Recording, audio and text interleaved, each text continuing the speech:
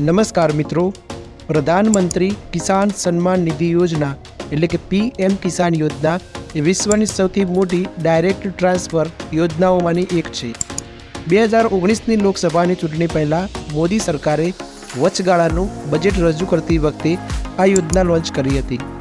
PM કિસાન યોજના હેઠળ એક વર્ષમાં 3 હપ્તામાં 6,000 રૂપિયા સીધા ખેડૂતોના બેંક એકાઉન્ટમાં ટ્રાન્સફર કરવામાં આવે છે।